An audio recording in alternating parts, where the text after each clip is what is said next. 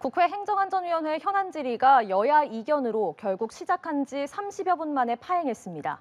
국민의힘은 잼버리 사태 질의가 없는 현안 질의는 있을 수 없다며 김관영 전북지사의 출석을 요구했고, 민주당은 애초에 합의한 대로 폭우 사태 질의에 집중하자며 맞섰는데요. 그 밖에 오늘 정치권 소식들 김행 전 국민의힘 비대위원, 김현정 전 더불어민주당 대변인과 짚어보겠습니다. 두 분 안녕하세요. 네, 안녕하세요. 네, 오늘 오전에 예정됐던 국회 행안위 현안 질의 결국 파행됐습니다.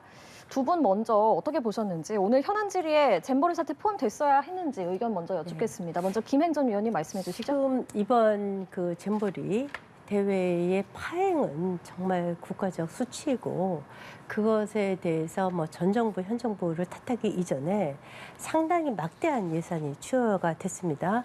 예를 들자면 임시 예비비 편성 전에도 이미 1,100억이 투자가 됐고요. 원래는 190억 정도면 충분히 치를 수 있다는 것이 10배가 늘어난 것입니다. 그리고 또 윤석열 정부 이후에도 한 300억, 300억 정도가 더 특별 교부세가 지원이 돼서 토탈 한 1,400억 정도가 들어갔는데, 이것의 사용의 대부분은 송화진 전 지사, 전북지사, 그리고 지금 김관영 지사한테 그 책임을 물을 수뿐이 없습니다. 지금 전 국민이 이 많은 예산이 어디로 갔냐, 굉장히 분노하고 있거든요.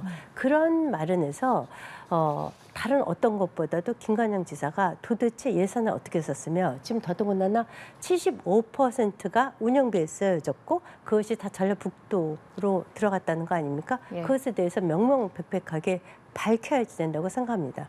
네. 그러면 이 부분은 어떻게 보셨어요? 민주당은 애초에 그냥 합의한 대로 폭우 사태부터 먼저 하고 잼버리는 나중에 일정을 따로 잡자, 이런 입장이잖아요. 이거죠. 예. 폭우 사태는 지금 수사 중에 있습니다. 수사본부도 차려져 있습니다. 그런데 그 후에 잼버리 대회가 이렇게 파행으로 갈지 정말 예측하기 어려운 부분이 있었고, 이것으로 인해서 정말 국가가 정말 말도 못하게 망신도 당하고 파행으로 치달은 걸 그나마 막판에 중앙정부가 들어가서 이것을 그나마 전화위복의 기회로 가지 않았었습니까? 그러니까 시급한 것부터 해야지, 지금 갑자기 뜬금없이 폭우를 하자? 지금 제일 급한 것은요, 잼버리에 투여된 그 많은 예산이 어떻게 쓰여졌냐입니다. 아시다시피 김관영 지사는 작년 7월 8일 날 60억 원을 윤석열 대통령한테 추가 지원해달라고 했어요. 한 푼도 깎지 말고 지원해주라고 했던 것이 윤석열 대통령입니다. 그 전에 이미 1,100억이 되어 있었고요. 그 후에 또 보면은 전라북도에서 올해 3월 14일 날 80억을 증액을 하고요. 또 이번 사태가 터지자 110억 정도가 윤석열 대통령이 긴급 예산을 편성을 해서 지원을 하게 됩니다. 아무튼 굉장히 어렵게 우여곡절 끝에 마쳤지만, 이것에 대해서 돈이 다 어디로 갔는지 이거 따져야 됩니다. 예. 네. 잼버리 사태가 너무 심각했기 때문에 오늘 했어야 했다. 그리고 전북지사도 나왔어야 했다. 이런 의견 주셨거든요.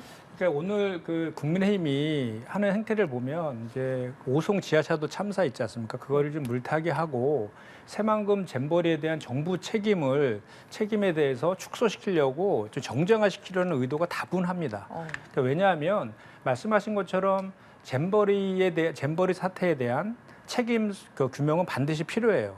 그럼 책임 규명을 하려면 전제가 있어야 되잖아요. 일단 충분한 자료도 받아야 되고, 전북도지사뿐만 아니라 총리, 그죠? 행안부 장관, 여가부 장관, 그리고 문체부 장관 등 관련된 이 새만금 지원 특별법에 의해서 책임져야 될 분들을 전부 다 출석해서 종합적으로 이 내용, 새만금 책임의 소재를 다뤄야 되는 거잖아요. 그런데 이미 오늘의 행안위의 현안 질의는 7월 말에 여야 간에 합의된 사항이었어요. 그리고 그 내용은 뭐였냐면, 오송 지하차도 참사하고 묻지마 흉기 사고 있지 않습니까? 두 가지 사안에 대해서 원래 7월 말에 현안 질의를 하기로 했었는데, 그때 폭우 피해에 대해서 좀 정리를 한 다음에 하자 해서 오늘로 이렇게 연기된 거예요. 네. 연기됐는데 그 하루 전날 갑자기 이렇게 요구를 하니까, 원래는 이 새만금 잼버리 사태에 대한 주무부처는 여가부잖아요. 그래서 여가부의 현안 질의가 25일로 지금 예정되어 있거든요. 네. 그래서 우리 민주당에서는 그 25일 현안 질의가 되어 있으니 그때 충분하게 다 다루자. 그렇게 좀 제안을 했음에도 불구하고 국민의힘에서 안 된다라고 한 거예요. 그래서 다시 민주당에서 제안한 것은 뭐냐면, 그렇다라고 하면 그 전북도지사에 대해서는 오늘 현안질은 현안질대로 하고 예정되어 있었으니까 나를 따로 잡아서 전북도지사 불러서 하자라고 제안도 했음에도 불구하고 결국은 이제 그 응하지 않고 파행이 된 거죠. 오늘 나오지 않은 것이죠. 그런 것은 제가 아무리 봐도 책임 있는 여당의 모습은 전혀 아니고 이 사태에 대해서 책임 소재를 규명할 것보다는 오히려 정부의 책임 모면하기 위해서 정쟁화시키려는 의도 이거밖에는 해석이 되지 않습니다. 네. 자, 이상민 행안부 장관을 포함해서 정부 측에서도 이 현안 질의에 불참한 거는 그건 어떻게 보셨어요? 아니 지금 말씀하셨다시피 지금 그 전에 지난번에 합의했을 적에는 잼버리 사태가 없었습니다. 지금 전 국민의 가장 큰 관심사가 도대체 잼버리 때 그 많은 돈이 들어갔는데 그 돈이 다 어디로 갔냐는 거예요. 이 도덕적 해이, 이권 카르텔 누구든지 책임을 져야 되거든요. 지난 5년 동안 그 돈의 대부분을 집행을 했습니다. 이것이 아시다시피 유치된 것이 문재인 정부 1년 차 8월 달에 유치가 됐습니다. 그리고 지난 5년 동안 송화진 전 전북지사가 이 예산을 집행을 해서 도시 기반 시설을 다 만들기로 했어요. 그때 도시 기반 시설이 다 만들어졌으면 지금 이러한 그 진흙탕 사태가 안 일어나죠. 그런데 도시 기반 시설이 만들어지지 않은 거 아닙니까? 그래서 오죽하면은 작년 3월 9일 날 대통령 선거가 있었습니다. 3월 7일 날 송화진 전 전북지사가 기반 시설을 25%뿐이 못 만들었으니까 세계 잼버리 대회에 얘기해서 1년 연기하자. 이런 제안까지도 하고 그러고 나서 실제로 프레 잼버리 그 미리 하는 청소년 잼버리 대회도 무산이 돼버립니다. 그러고 나서 그다음에 바로 지방선거가 있었어요. 지방선거가 있었을 적에 어떻게 했냐. 당시에 그 지방선거에 이번에 이제 공동조직위원장 중에 한 분이에요. 그 김윤덕 의원 이분은 그 당내에 19명의 민주당 돈봉투 사건에까지 연루되어 계신 분입니다.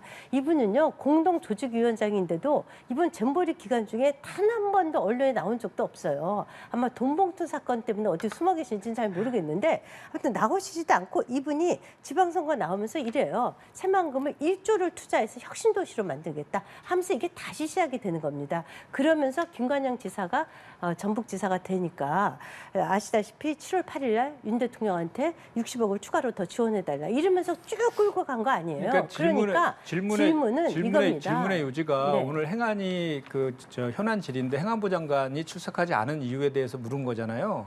근데 원래 헌법과 국회법에 보면 국회에서 출석을 요구하면 장관은 출석하게 되어 있거든요. 그런 것을 오히려 여당에서 정부에서 출석하지 말아라고 시켜서 출석을 못하게 했거든요. 이거는 여야 관계를 떠나서 의회 민주주의 네. 그리고 이제 국회법을 무시하는 처사죠. 이거는 그 공당인 여당으로서의 책임 있는 자세는 정말 아니라고 예. 보고 지금 자꾸 이제 저 질문과 다른 그 잼버리와 관련된 이제 전북도 그리고 우리 민주당 그 의원들에 대한 책임에 대해서만 계속 말씀하시기 때문에 저도 잠깐만 그 잼버리에 대해서 주제는 아니지만 좀 말씀을 좀 드릴게요. 이 새만금 잼버리 행사는 새만금 지원 특별법에 의해서 진행됐잖아요, 그죠? 새만금 지원 특별법에 의하면 그 주무장관, 조직위원회를 만들게 되어 있지 않습니까? 그 조직위원회는 여가부 장관의 인준을 받아서 만들어졌어요. 그리고 조직위원회의 책임 장관은 여가부 장관입니다. 그리고 이 잼버리 행사를 지원하기 위한 정부지원회가 만들어졌는데 이 정부지원회의 위원장은 국무총리입니다. 그리고 각부 장관들이 한 12명인가가 들어가 있고요. 전북도지사는 집행위원장으로서 실무를 담당하게끔 되어 있는 겁니다. 그러면 이 행사와 관련돼서 이 특별법에 의해서 진행된 행사와 관련해서 가장 큰 책임은 정부만 있다는 얘기는 아니에요. 정부하고 전라북도도 책임 있는 거에 대해서 규명해야 되겠죠. 그렇기 때문에 그런 책임 소재를 규명하기 위해서는 종합적인 원인 파악이 필요하기 때문에 우리 민주당에서는 국정조사를 요구하는 것이고 아마도 여당도 그 전라북도의 그 책임을 계속해서 말씀하고 있기 때문에 그것을 위해서라도 당연히 저는 이번에는 국정조사에 응할 것이다라고 생각은 하는데 제가 좀 이 내용을 잠깐만 더 부연해 드리면 이 예산이 1,171억이었지 않습니까? 1,171억 중에서 그 전북도가 400억을 출연했어요. 그리고 정부는 300억만 출연했습니다. 그런데 실제로 조직위원회 예산은 870억이 배정이 되었습니다. 그리고 전북도는 256억, 정도만 배정이 됐어요. 그리고 870억에 대한 그 조직위원회 예산에 대한 그 편성권과 집행권은 여가부 장관에게 있습니다. 그리고 여가부 장관이 그 870억을 지출을 한 거예요. 그 870억 안에 이번 잼버리 사태의 가장 큰 원인이었던 화장실이라든지 뭐 급수대라든지 샤워실이라든지 이런 비용들이 다 870억 예산안에 다 들어가 있었던 거고 거기에서 가장 큰 문제들이 발생했단 말입니다. 그리고 그 870억을 지출한 거에 대해서는 총리에게 보고하도록 되어 있습니다. 그럼 기본적으로 이런 전반적인 내용을 보면 이번 사태의 기본적인 책임에 대해서는 정부의 책임을 면할 수 없다라는 게 기본적인 전제가 있는 거예요. 그리고 그 와중에 지금 여당에서 계속 주장하고 있는 전북도의 책임을 얘기하고 있는데 그중에 예시로 드는 것이 뭐 23억 원의 계약을 수의 계획했다라든지 그 과정에서 무슨 의혹적인 계약들이 지금 저 의혹이 있다 이런 주장을 하는 건데 그런 것들은 다 조사하고 수사하면 됩니다. 그런데 근본적인 새만금 그 잼버리 행사의 전반적인 준비 소홀이라든지 부실 운영과 관련된 책임 소재를 규명하기 위해서는 이 모든 그 관련된 정부라든지 전북도라든지 또는 부안군이라든지 모든 분들을 출석을 요구하고 모든 자료들을 모은 다음에 전반적으로 해야 되는 것이지 갑자기 오늘 잡혀 있는 행안위 전체회의에서 하루 전날 그것도 전북 도지사만 콕 찍어가지고 출석을 하지 않으면 할 수 없다 이렇게 하는 게 어떻게 여당의 책임입니까? 상당히 길게 말씀하셨기 때문에 짧게 말씀드리겠습니다. 증인을 부르는 것은 그 당일날도 부릅니다. 국회에서.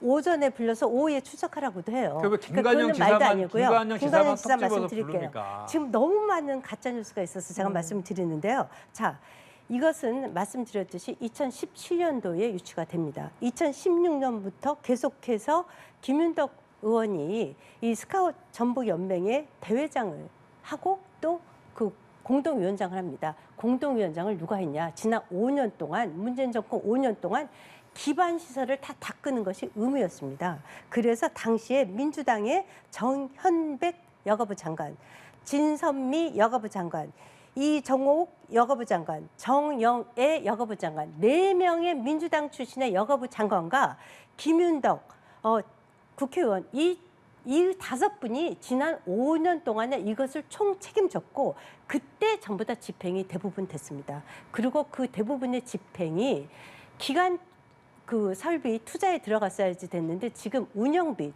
인건비 같은 데로 들어갔다는 거 아닙니까? 인건비 등등을 포함해서 이것에 대해서 따지는 것이 너무나 시급해서 그래요. 아니 왜 지난 5년 동안 4명의 여가부 장관은 뭐 했습니까? 왜 5년 동안 기반 투자 시설을 못했어요? 왜 대통령 선거 이틀 전날 송화진 전 전북지사가 기반 시설이 안 돼 있어서 1년 연기하자고 세계 스카웃 연맹에 얘기합시다. 이 얘기를 왜 합니까? 그리고 그랬으면 그때라도 스톱했어야 돼요. 안 됐으면.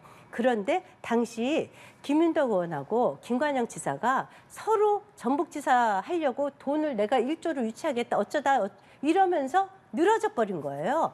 그러고 결국은 김윤덕 의원이 전북지사에서 탈락했죠. 탈락하고 김관영 지사가 되자마자 7월 달에 윤석열 대통령한테 60억 더 달라. 또 그 후에 전북도에 80억 더 달라. 이렇게 하면서 예산이 계속 늘어난 거 아닙니까?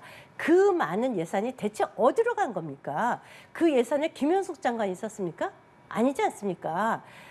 이번 정부는 지난 5년 동안 다 집행된 계획을 이번 정부 들어서는요. 밴딩머신처럼 아니 여가부가 실제 집행부서입니까? 기획부서이지? 그거 다 아시는 거 아니에요. 그러니까, 여가부가 무슨 집행부서예요. 그러니까 지금 말씀하신 작년에 네. 국정감사에서 그 지역구 의원 이현택 의원이 여가부 장관한테 새만금 행사에 대해서 폭우, 폭염, 뭐 배수, 뭐 해충 등에 대해서 문제 제기를 했을 때 다 잘 준비되어 있다라고 얘기한 것은 현재 김현수 여가부 장관이잖아요. 그리고 그 윤석열 대통령도 그 3월 달에 그 잼버리 행사 가서 세계 스카우트 명예총재로 등극하면서 국가의 역량을 다 총동원해서 지원하겠다라고도 했고 그래서 실제로 좀 전에 말씀드린 제가 예산다 말씀드렸잖아요. 1,171억 중에 870억을 여가부에서 집행을 했지 않습니까? 그 안에서의 문제들이 발생한 거기 때문에 어쨌든 지금 말씀하신 이 내용에 대해서 시시비비들은 정확히 규명해야 되는 건 동의하시잖아요. 그러니까 이렇게 졸속으로 하루 전날 전북 도지사만 찍어서 나와서 현안 질의에 참석하라고 해서 파행할 것이 아니라 지금 말씀하신 거 다 규명해야 되니까 여야가 빨리 국정조사 날 잡아서 빨리 했으면 좋겠습니다. 보세요. 그렇게 정리하면 될 것 같아요. 여가부 장관이 김영숙 장관이 아니라 그 전에 민주당이 4명의 여가부 장관이 있었다고 제가 분명히 말씀드렸죠. 그리고 작년 7월 19일 날 프레 잼버리 대회를 전격적으로 취소를 합니다. 도저히 준비가 안 돼 있어서. 그때 말씀하신 대로 민주당의 이원택 의원이 이렇게 얘기해요. 프레 올림 잼버리가 취소된 것은 부지가 진흙투성이가 돼서 야영이 불가능하다. 어떻게 할 것이냐라고 김현숙 장관한테 물어본 거예요. 김현숙 장관은 전라북도로부터 보고를 받은 거예요. 그래서 문제가 없이 진행되고 있다라고 한 겁니다. 현장에 왜냐하면 가셨다 그랬잖아요. 당시에 김관영 지사가 문제없이 이것이 진행되고 있다고 했고, 또 하나 올해 2월 달입니다. 공동위원장인 김윤덕 그 민주당 의원이 그 제77차 유엔 총회에 세계 스카우트 잼버리 홍보를 위해서 참석까지 합니다. 완벽하게 준비되어 있다고. 아니 올해 2월 달에 여기 왜 갔습니까? 이것의 잼버리 행사는요, 올림픽도 마찬가지예요. 그 책임이 지방 정부와 그리고 조직위에 있습니다. 그리고 중앙 정부는 지원 부서예요. 지금은 지방 정부가 망쳐놓은 것을 중앙 정부가 뒤늦게 수습을 한 거죠. 예컨대 서울 올림픽이 망했다. 그 책임은 서울시장한테 있습니다. 그 마찬가지로 평창 올림픽이 망했다. 1차적 책임은 강원도지사한테 있는 거예요. 그래요? 평창군하고 강원도지사한테 있어요? 평창 올림픽의 책임이? 왜냐하면 그게 도시 중심으로 국가행사잖아요. 하고요. 이거 자 보세요. 이거 국가행사잖아요. 국가행사잖아요. 엑스포고요. 엑스포고. 아니 그리고 잠깐만요. 그러면은 잠 엑스포고. 보세요. 한번 보세요. 지금 말씀하신 내용들 제가 이제 결론만 말씀드리면 빨리 국정조사해서 밝히면 된다는 얘기를 다시 한번 드리면서 그러니까 어저께 문재인 전 됐죠. 대통령, 김윤덕 의원, 그 전북도지사는 사과했잖아요. 일단 사과했고 책임 규명에 최선을 다해서 응하겠다라고 했고 국회에서 부르면 언제든지 가겠다라고도 했지 않습니까? 근데 정부는 왜 사과 한마디 안 합니까? 문재인 사과부터 하고 대통령이 언제 시작하시죠. 오겠다고 그랬어요. 자 보세요. 제가 정말 기가 막힌 것은 대개 이제 국제 행사는 도시를 중심으로 이루어지지 않습니까? 올림픽도 서울 올림픽, 뭐 두바이, 부산 두바이 두바이 엑스포도 두바이에서 일어났을 적에 그 도시에서 이루어졌죠. 이번에 부산 엑스포 유치도 다 도시 단위입니다. 그래서 도시를 갖고 있는 지방자치단체장이 책임을 지고 운영을 하는 거예요. 조직위와 함께. 제가 이 말씀 드리고 싶어요. 이낙연 전 총리가 이런 말씀을 하셨더라고요. 평창 올림픽을 성공했다. 평창 올림픽은요, 이명박 전 대통령 때 유치를 해서 박근혜 정부 내내 준비를 했습니다. 제가 그때 대변인이었었는데요. 박근혜 전 대통령께서는 당시 준비위원장이 누구였었냐? 대한항공의 조종훈 회장이었어요. 그분한테 수시로 체크했습니다. 그렇게 해서 정권이 바뀌고 나서 문재인 정부가 그 성과를 따먹은 거죠. 왜냐하면 국제대회는 대개 6년에서 7년 전에 도시를 유치합니다. 그러면 지난 5년 동안 뭐 했습니까? 사과 한마디로 끝납니까? 안 끝나죠. 송화진 전 지사 뭐 했어요? 문재인 대통령 이 기반시설 투자 안 하고 뭐 했습니까? 그리고 더더군다나 예타 조사도 없이 지금 더 문제가 새만금 공항 유치하지 않았습니까? 예타 조사도 없이 오늘 뭐 그 발주처 지금 공모한다는 거 아니에요? 2029년도에 그 새만금 공항이 생긴다는 거예요. 그동안 2조가 넘는 돈이 SOC 사업에 들어갔습니다. 지금 부안까지 가는 예. 엄청나게 좋은 고속도로에 차도 안 다닌다는 거 아니에요? 예, 그런데 알겠습니다. 2029년도에 거기 공항 세워서 어떻게 할 거예요?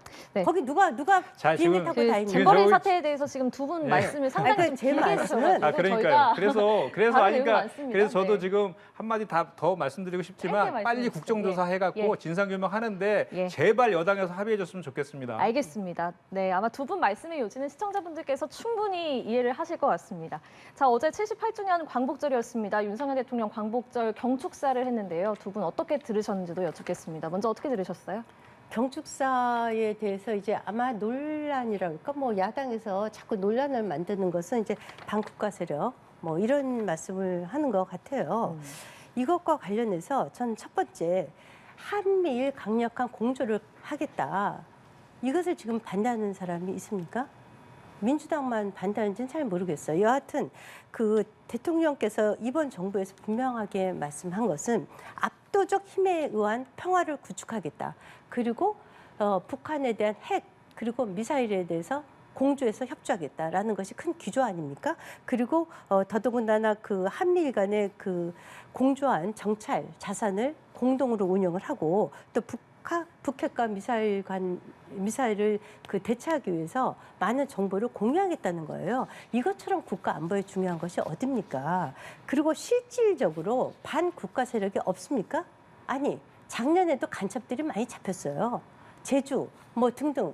간첩이 도대체 얼마나 많이 잡혔습니까? 다 자생적 공산주의자들이 현실적으로 있는 것이 사실 아닙니까? 그것에 대해서 국가 안위를 위해서 강력하게 대처하는 것이 대통령과 정부의 당연한 의무사항 아닙니까? 왜 그것을 야당이 문제 삼는지 잘 모르겠습니다. 저는. 예, 반국가 세력 그리고 일본의 어떤 안보에 초점을 맞춘 언급 등등 뭐 이런 점을 말씀해 주셨는데 어떻게 들으셨어요? 저는 어제 6.25 경축사를 듣는 느낌이었어요. 왜냐하면 어제는 강복절이었잖아요. 강복절은 일제 강점하에서 우리가 독립운동을 통해 가지고 해방한 날을 기념하는 날이지 않습니까? 그리고 그날 독립운동가들 많이 초청하셨었잖아요. 그러면 그 자리의 경축사의 주요 내용들은 그 독립운동에 대한 그 치하도 좀 하고 그 강제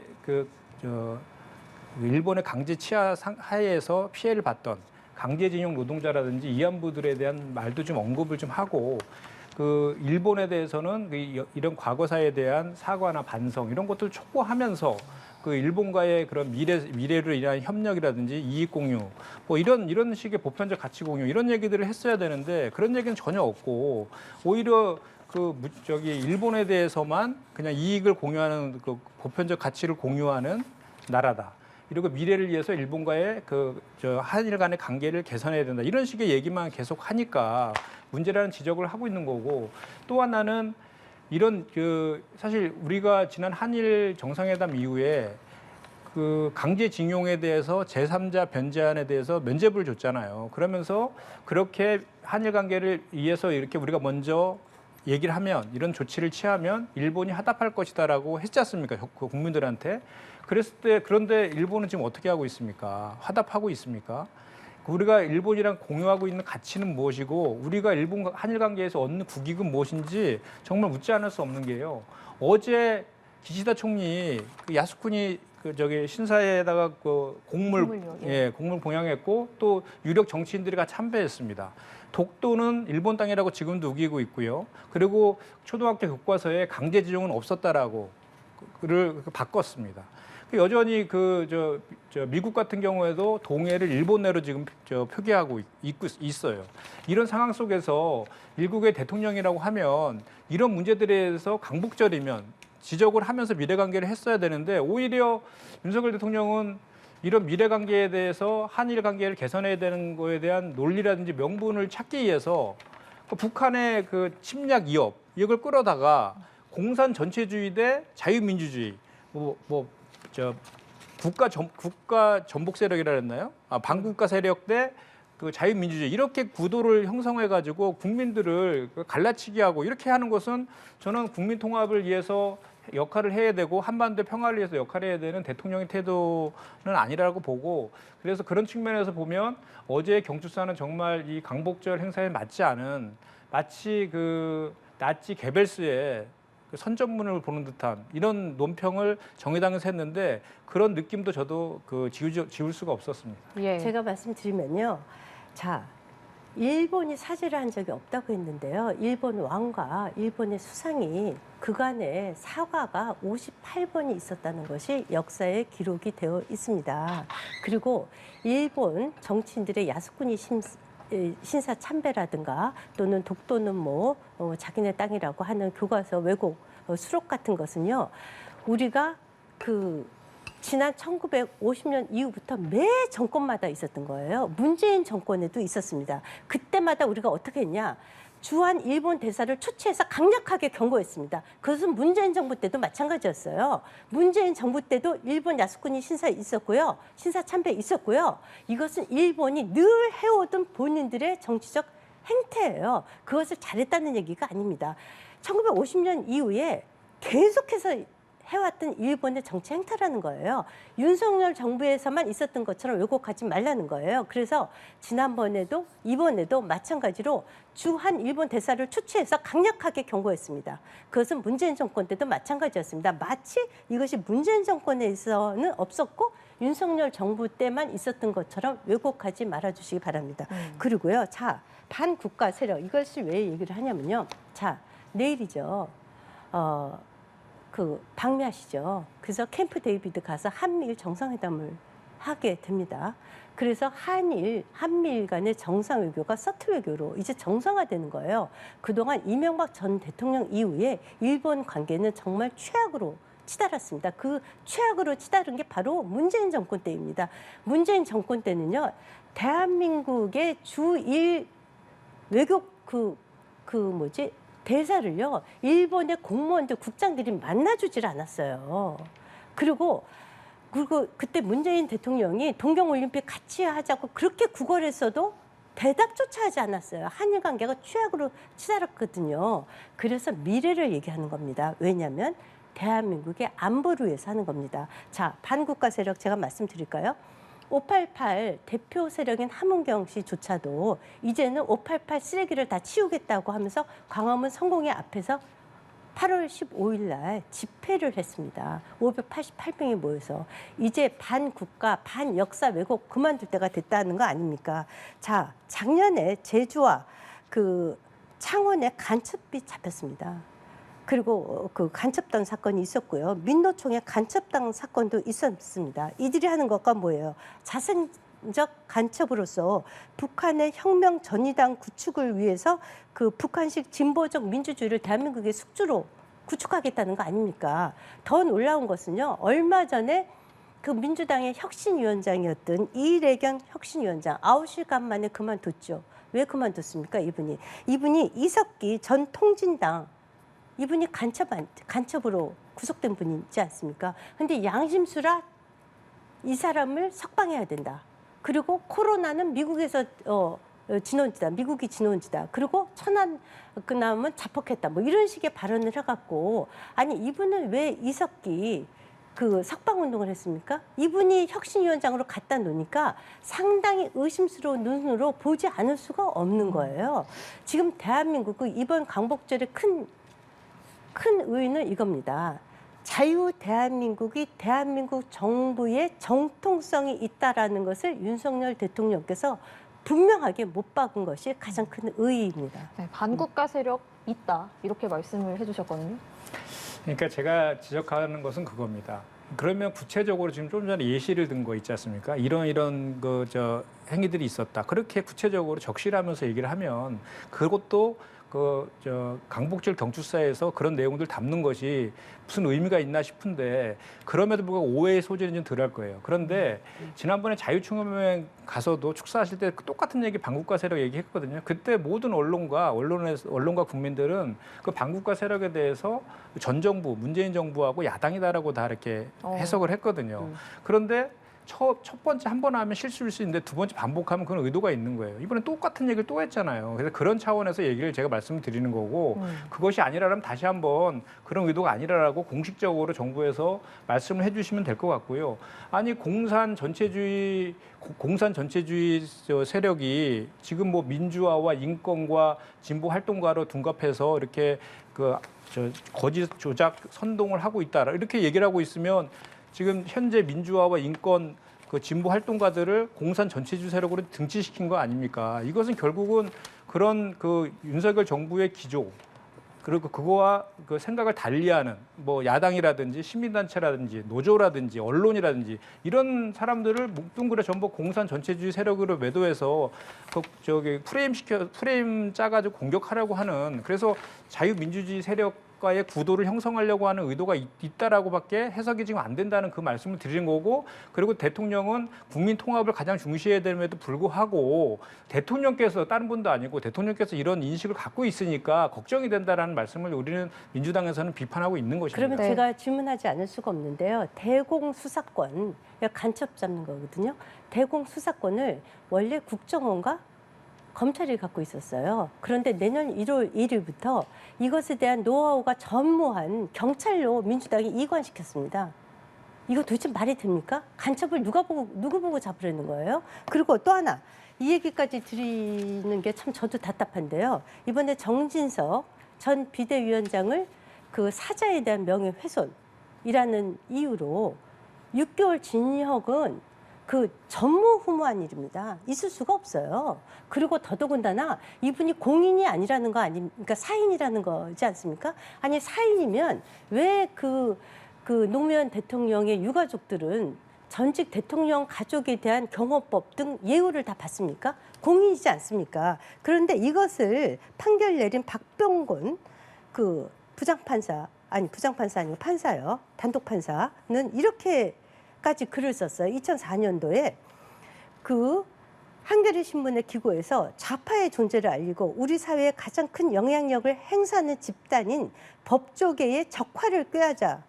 그리고 그 지하당의 명령을 받아 그 모모 대학교 모모 법과대학에 입학했다. 예비 법조인들을 자경화를 선동하고 있다. 이런 글까지 쓰고요. 그리고 또 이런 얘기까지 했어요. 나는 민주당 지지자도 아니고 그 민노당에서는 나를 수원 영통 지역의 최연소 당원이라고 부른다. 이거 굉장히 이상하지 않습니까? 이분이 유례 없이 현직 국회의원을요 사자 명예훼손으로 6개월 실형을 때렸습니다.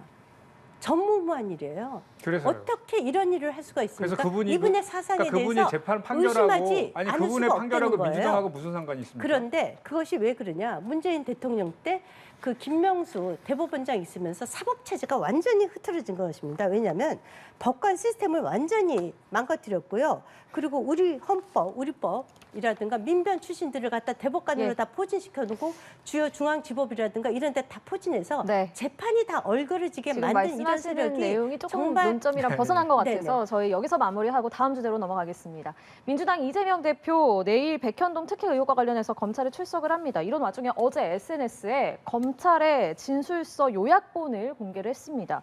지난 1월에 대장동 의혹 검찰 조사 때도 언론에 진술서를 공개를 했는데 이번에 직접 이렇게 SNS에 요약본을 공개한 배경은 어떻게 보십니까? 다들 아시겠지만 그동안에 윤석열 검찰에서 정말 그 이재명 대표를 표적 수사했죠. 뭐 셀 수 없을 만큼의 압수수색을 했고 대장동 건 성남 FC 건에 뭐 백현동의 지금 대북 송금건까지 하나하나 모든 것들을 대대적으로 지금 뭐 그 검찰과 수사관 수백 명을 동원해서 탈탈 털고 있는 그런 상황이잖아요. 그리고 그 수사 과정에서도 그 결과는 그 판결을 통해서 확인해야 되는데 수사 과정에서 그 검찰만 알 수 있는 그런 정보들이 언론에 다 누출돼 가지고 이재명 대표를 악마화시키고 범죄화시키고 각인시키고 이런 식의 수사안이 정치를 계속 하고 있거든요. 그렇기 때문에 그 이재명 대표 입장에서는 방어권 차원에서 본인도 그런 그 검찰의 행태에 대해서 방어권 차원에서 국민들에게 본인의 입장을 알리는 것이고 또 당원들에게도 이 내용에 대해서 그 백현동의 내용에 대해서 잘 모르지 않습니까? 국민들이나 당원들이 잘 그 미리 설명을 알려줌으로 인해서 그런 것들에 대한 이해도 구하고 이런 여러 가지 포석들이 같이 있었다고 좀 보고요. 예. 그 이제 정치 검찰에 맞서서 그 국민들과 당원들과 함께 맞서서 당당하게 조사에 임하고 싸워 나가겠다 이 의지의 표현이라고 생각합니다. 아니 어느 범죄 혐의자가 검찰에 출석하기 전에 저렇게 언론에다 대고 거짓 뉴스를 유포합니까? 이분이 이렇게 얘기하셨더라고요. 백현동 사건은 박근혜 전 대통령의 지시에 의한 것이다.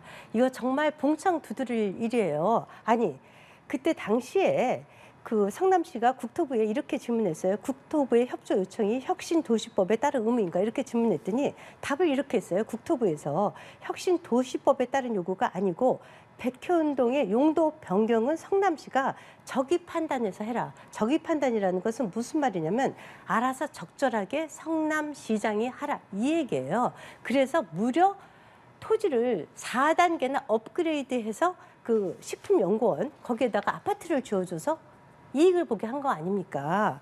그런데 그래서 이것 때문에 2021년 국정감사 때 박근혜 전 대통령 핑계를 댔다가 지금 허위사실 공포 혐의로 지금 선거법으로 기소되어 있어요.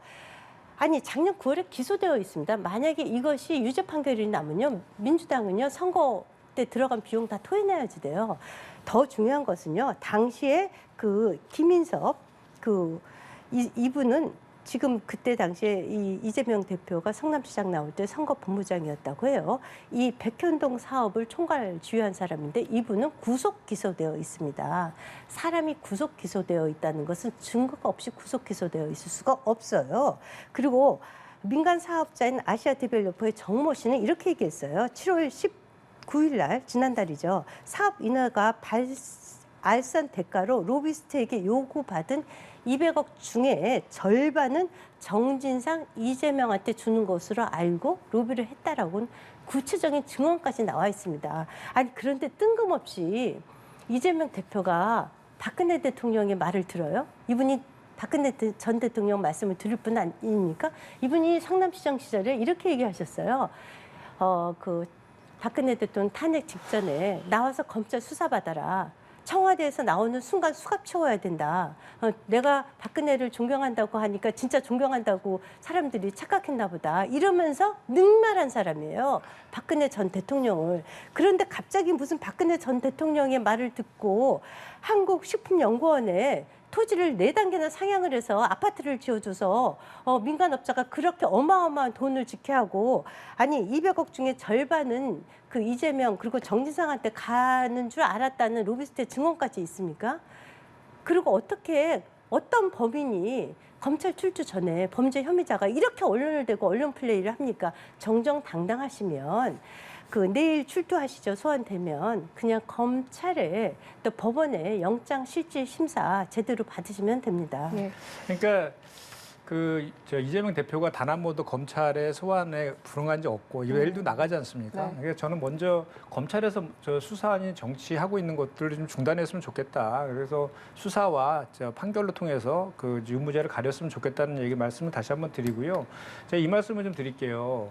그러니까 그 이재명 대표의 주장은 2014년도에 박근혜 대통령의 지시사항 4차례에 걸친 지시사항과 국가 주요 정책이다라고 그 국토부랑 식품연구원에서 성남시에다 계속해서 그 요구를 했다는 것이잖아요. 그런 과정을 설명을 하면서 부득이하게 이것을 받을 수밖에 없는 상황을 설명한 거죠. 그리고 이제 그 당시에 이제 이런 거죠. 그러니까 이게 만약에 검찰에서 지금 이걸 업무상 배임으로 규율을 하려고 하는 거잖아요. 업무상 배임 같은 경우에는 성남시에 피해를 끼치고 그 사익을 챙겼을 때 성립하는 범죄잖아요. 그리고 업무상 배임 같은 경우에는 상당히 규율하기 어려운 범죄로 잘 알려져 있지 않습니까? 그래서 뭐 이렇게 그 사기업 같은 경우에는 최고 경영자가 경영 판단을 잘못해서 회사가 파산이 나더라도 사익을 챙긴 게 없으면 그 처벌하지 않는 게 일관된 판례 입장이거든요. 그런데 국가와 지자체장은 그 정책 결정에 그 광범위한 재량이 더 주어져 있기 때문에 지자체장을 업무상 배임으로 규율하기는 더 어렵습니다. 그런데 그렇다라고 하면 이 사건을 한번 돌이켜보면 대장동 사건과 너무 판박이인 거예요. 뭐냐면 성남시에 피해를 끼친 게 없어요. 일단은. 거기다가 그러면 이재명 대표가 단 1원이라도 받은 게 물증으로 나왔느냐? 없지 않습니까?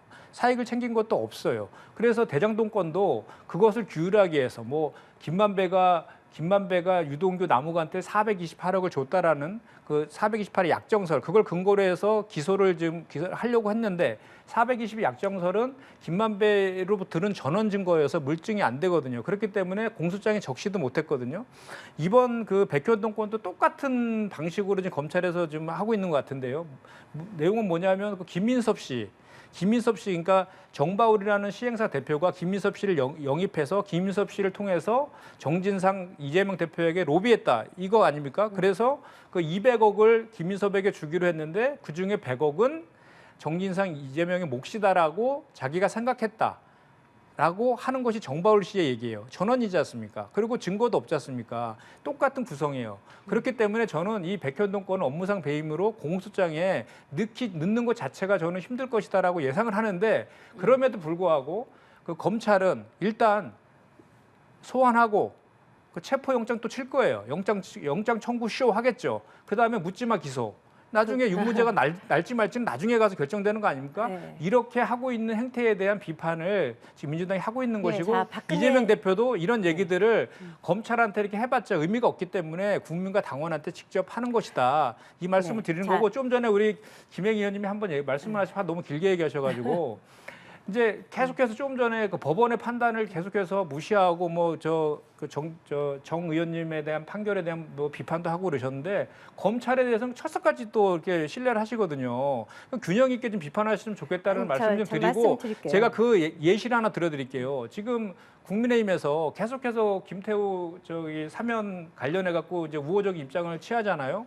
그 김태우 씨를 수사해서 기소한 그 검사가 누구냐면 윤석열 검찰총장의 직무 정지를 비판하면서 사표를 썼던 그 검사예요. 저희 또 발언권을 드려야 되기 자, 때문에 자, 여기서 마무리해 주시죠. 이거 예, 하시죠. 그래서 아니요. 그 공소 자, 유지도 윤석열 정부에서 자, 했고 유죄 보십시오. 판결 난 거예요. 그 네네. 유죄 판결 난 거를 사면해 줬단 말이죠. 그거에 네. 대해서 어떻게 자, 설명할 겁니까? 자, 박근혜 전 대통령이 탄핵되는 과정에 있어서 두 가지 중요한 다른 예, 것들도 짧게 말씀해 있었지만 주세요. 통치행위도 사법행위라는 것을 전례를 남겼습니다. 자, 보십시오. 그 국토부에서 성남시에 이렇게 얘기했어요. 그 용도 변경은 성남시에서 적이 판단하라.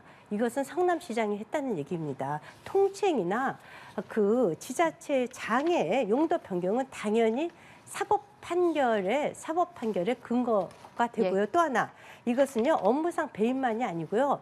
이 대장동 사건과 백현동 사건 다 마찬가지로 제3자 뇌물죄가 들어가는 겁니다. 박근혜 전 대통령께서도 제3자 뇌물죄로 박근혜 전 대통령 일원 한 분도 안 받으셨습니다. 최순실 때문에 제3자 뇌물죄로 형량이 들어간 겁니다. 그래서 백현동 이거 다 제3자 뇌물죄가 적용될 것으로 전 보고요. 네. 그리고 또 실제로 한 푼도 받았는지 안 받았는지는 더 두고 봐야 돼요. 예, 알겠습니다. 오늘 정치권 소식 여기까지 듣겠습니다. 김행 전 국민의힘 비대위원, 김현정 전 더불어민주당 대변인 두 분과 함께했습니다. 고맙습니다. 네.